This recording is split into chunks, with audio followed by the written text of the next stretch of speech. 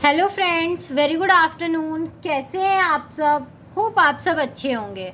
जैसा कि आप लोगों को पता है, ये हमारी एम लक्ष्मीकांत की सीरीज चल रही है, जिसमें आज हम अपना नेक्स्ट टॉपिक पढ़ेंगे चार्टर एक्ट। ये चैप्टर एक्ट नहीं है, चार्टर एक्ट 1833 पढ़ेंगे। ठीक है, जैसा कि हमने अपना प्रीवियस देखा था चार्टर एक्ट 1813, हमने अपना चार्टर एक्ट 1813 देखा था। हम इस वीडियो में चार्टर एक्ट 1833 देखेंगे। लेकिन टॉपिक स्टार्ट करने से पहले मैं आपको एक छोटी सी इन्फॉर्मेशन देना चाहूँगी कि अगर आपको इस सब्जेक्ट या किसी भी सब्जेक्ट के नोट्स परचेस करने हो, यूपीएससी से रिलेटेड, एनसीईआरटी से रिलेटेड, ऑप्शनल से रिलेटेड, तो आप मेरा डिस्क्रिप्शन बॉक्स चेक कर सकते हो। आप मेरी प्लेलिस्ट में जा सकते हो। नोट्स की मैंने बहुत सारे इन्फॉर्मेशन अपने यूट्यूब चैनल पे डाल रखे हैं हर सब्जेक्ट के, तो आप क्या कर सकते हो, नोट्स परचेस करने के लिए मेरा डिस्क्रिप्शन बॉक्स चेक कर सकते हो। तो चार्टर एक्ट 1833 क्या है? फर्स्ट ऑफ ऑल हम क्या करेंगे, इसके फीचर्स देखेंगे। देखो, मैंने इसको एक चार्ट में दिखाने की कोशिश की है। आप लोग भी इस तरीके से चार्ट बना के चीज़ों को याद रख सकते हो। ठीक है, ये फीचर्स है, इधर वाले इंपॉर्टेंट फैक्ट्स है। ठीक है, तो देखो फर्स्ट फीचर क्या है, governor general of Bengal was designated as governor general of India. जो बंगाल का गवर्नर जनरल था, पहले तो क्या था, गवर्नर था सिर्फ, फिर उसको गवर्नर जनरल ऑफ बंगाल बनाया गया। अब उसको क्या कर दिया गया, उसको बोल दिया गया कि तुम गवर्नर जनरल ऑफ इंडिया, मतलब उसको नाम क्या दे दिया गया, उसको उपाधि दे दी गई गवर्नर जनरल ऑफ इंडिया। ठीक है, Bombay and Madras presidencies lost their legislative power. और जो बॉम्बे और मद्रास प्रेसिडेंसी के पास लॉ मेकिंग पावर था, मतलब लेजिस्लेटिव का काम होता है ना लॉ बनाना, तो उसके पास जो लॉ मेकिंग पावर था वो भी क्या कर दिया गया, छीन लिया गया। और उन लोग क्या कर लिए, उनके पास से जो लॉ मेकिंग पावर थी वो क्या हो गई, हट गई पूरी तरीके से, और उन लोगों के हाथ में चली गई, गवर्नर के हाथ में।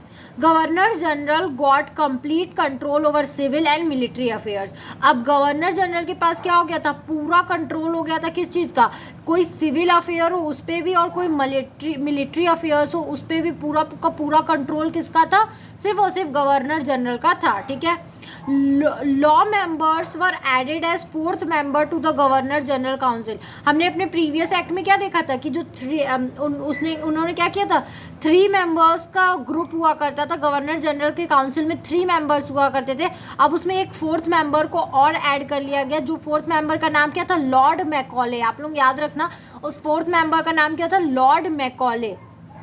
फिर नेक्स्ट हमारा फीचर क्या है, लॉ कमीशन वॉज कॉन्स्टिट्यूशन। और क्या किया गया, एक लॉ कमीशन बना दिया गया। ठीक है, laws made from these acts were named as act previously called as regulation. अब जो ये कमीशन लॉ बनाती थी, उस कमीशन, अरे उस लॉ को बोला क्या जाने लगा, उस लॉ को एक्ट बोला जाने लगा। ठीक है, पहले इसको हम लोग रेगुलेशंस बोलते थे। ठीक है, मतलब अब क्या होगा, अगर कोई भी लॉ बनेगा तो उसको एक्ट बोला जाएगा, पहले उसको रेगुलेशन बोला जाता था। East India company has and it's commercial activities. और जो 2 राइट्स थे, टी का और ट्रेड विद चाइना का, ईस्ट इंडिया कंपनी के पास, अब वो भी क्या हो गए, पूरी तरीके से ख़त्म हो गए। और उन्होंने क्या कर दिया गया, पूरे तरीके से वो उनका कमर्शियल एक्टिविटी ख़त्म कर दिया गया उनके पास से।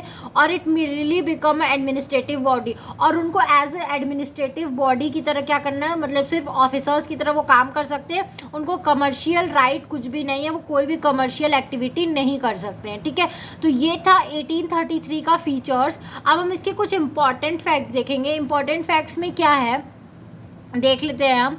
First governor general of India was Lord William Bentinck. ठीक है, जो पहला गवर्नर जनरल ऑफ इंडिया था वो कौन थे, वो लॉर्ड विलियम बेंटिक थे। ठीक है, this act tried but failed to introduce open competition for civil service. ठीक है, यहाँ पे कोशिश की गई थी कि जो सिविल सर्विस है उसको सारे लोगों के लिए ओपन कर दिया जाए, मतलब जो नॉर्मल पर्सन है वो भी क्या कर सके, सिविल सर्विसेज के एग्जाम में बैठ सके।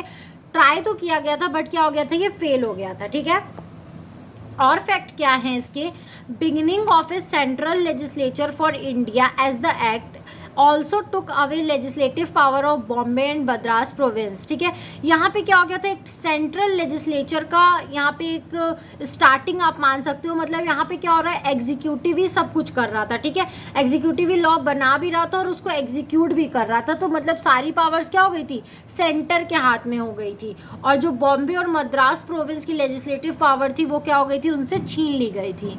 The superintendence direction and control of whole civil and military government of all the British territories and revenues in India was expressly vested in the Governor General of India। और कुछ भी कोई भी revenue से या कोई भी गवर्नमेंट ऑफ इंडिया से किसी को सुपरवाइज करना और डायरेक्शन देना हो या कंट्रोल पूरे सिविल या मिलिट्री डिपार्टमेंट में कहीं कुछ भी करना हो, वो पूरी तरीके से कौन करेगा? गवर्नर जनरल ऑफ इंडिया करेगा। उनका जो 4th ग्रुप मेंबर हैं वो लोग, काउंसिल मेंबर, वो करेंगे। ठीक है, तो ये टॉपिक हमारा यहीं तक था। आई होप आपको ये टॉपिक समझ में आया होगा। अगर फिर भी आपको कहीं भी कोई भी प्रॉब्लम है तो आप मुझे कमेंट सेक्शन में कमेंट करके पूछ सकते हो। Thank you very much for watching my video and do like, subscribe and share my channel.